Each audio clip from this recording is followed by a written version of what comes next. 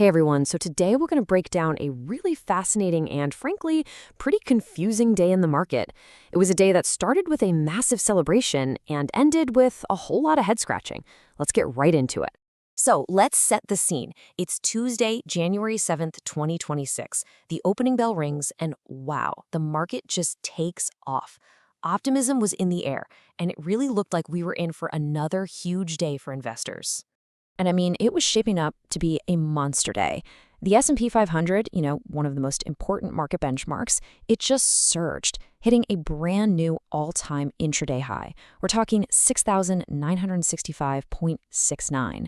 It felt like the party was just getting started. But then, well, the music stopped. Yeah, that whole mood just soured, and all that amazing momentum, it completely vanished. By the time the closing bell rang, the S&P had given back every single gain and actually finished the day in the red, down about 1/3%. This right here is the big puzzle, isn't it? Hitting a record high and then closing negative on the very same day, that's a massive mixed signal. It tells you there's a serious tug of war going on under the surface between hope and fear, and that's exactly what we're going to unpack today. And, that reversal in the S&P, that wasn't even the only weird thing going on. To really get the full picture, we've got to look beneath the surface, because the entire day was just full of these contradictory, confusing signals. For starters, while the S&P 500 was briefly touching the stars, another big index, the Dow, was telling a totally different, much gloomier story. It dropped almost a full percent. That shows a huge split in what different parts of the market were doing. And this brings us to that classic market paradox, the whole bad news is good news thing. The economic data that day was, objectively not great. Fewer job openings, slower hiring.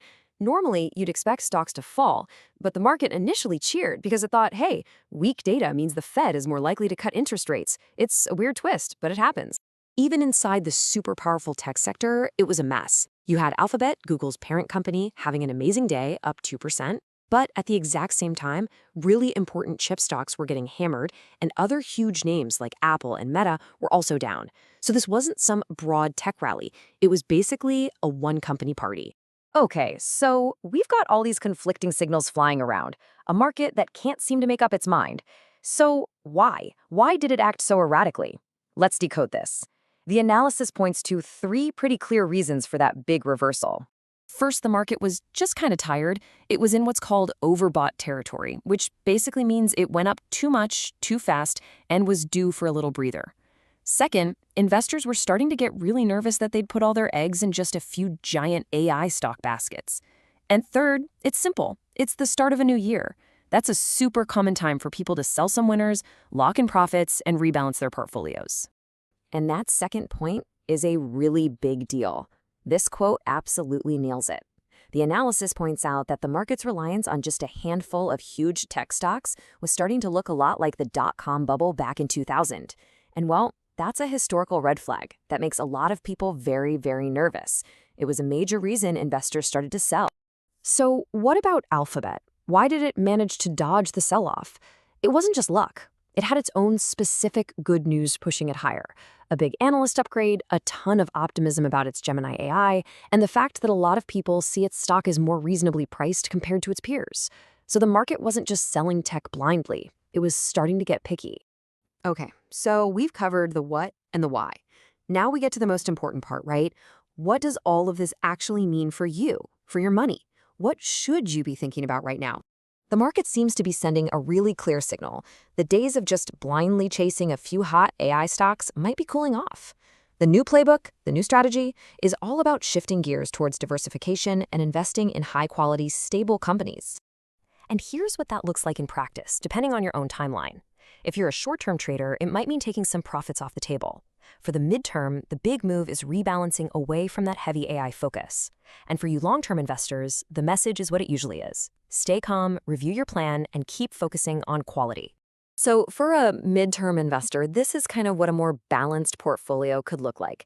And notice, tech is still a big piece of the pie at 30%. We're not saying abandon tech, but it's balanced out by other really important sectors like financials and healthcare. It's all about balance. So where do you actually find that quality? Well, the source suggests looking at names in financials, like Visa. high dividend stocks like Verizon, and solid healthcare companies like CVS Health.